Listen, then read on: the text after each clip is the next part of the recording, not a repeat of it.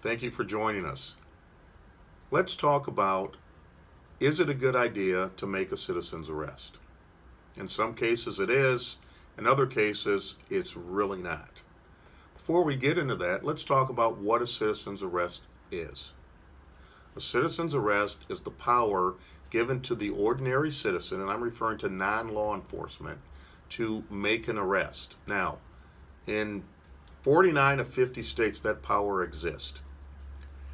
But a majority of the states say that it has to be during the course of a felony. Okay? Some states let you do it during a misdemeanor, but a majority of the states say, hey, during the course of a felony, this is the only time that you can make a citizen's arrest.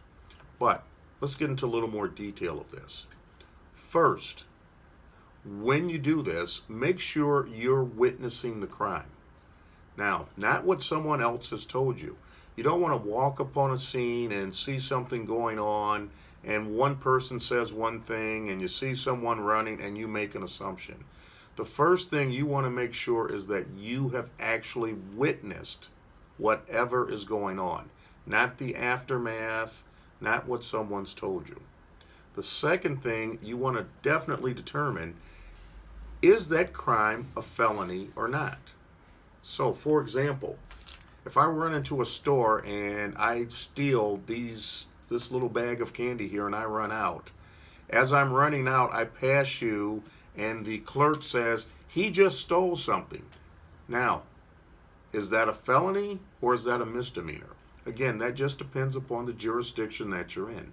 If it's a misdemeanor, I'd be very careful and cautious. If it's a felony, again, I'd be careful and cautious as well. The next thing you want to make sure of at that point, decide if it's safe. What do I mean? If you're running after me, you don't know if I've got a firearm, a knife, or what have you. If I'm on the ground, you don't know my skills and capabilities. Do I know some form of martial arts? You don't know those things, so you have to decide, is it safe? The other thing you want to definitely make sure that you do, you want to make sure that you use reasonable force. What do I mean by reasonable force? Again, if I'm running down the street and I've stolen a small pack of candy, does that give you the right to pull a firearm on me, to strike me with a 2x4 or a bat? Probably not. The last thing you want to be very conscious of is be prepared for any consequences that may result as from the actions that you've done. So if I tackle you, if you tackle me and let's say you break my arm, there's a high likelihood that I'm going to sue you, even though I was committing an illegal act. What about assault and battery charges that can come criminally? What if you pat me down? Does that become a sexual assault crime? Again, these are things you have to be cautious of. But let's take a look at that videotape. And again, we've attached a link below for you to review it. If you look at this tape, the big question I have is, if you look in that store, I didn't see a single individual in that store. I saw two people. I saw the clerk behind the bar there, and I also saw a gentleman come in and wielding a bat. The interesting thing is, the first time I saw a person is when the clerk and the other gentleman go outside. Now, if I'm walking up on that, unless I know the store clerk, I have no idea what's going on.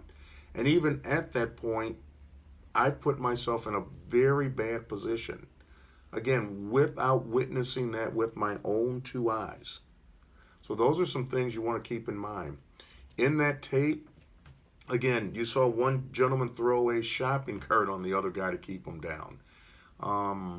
Be careful with the citizen's arrest. I would highly suggest if something happens around you, one of the best things you can do is be a good witness for the police. For this and more tips, please join us at firearmslegal.com. Thank you very much.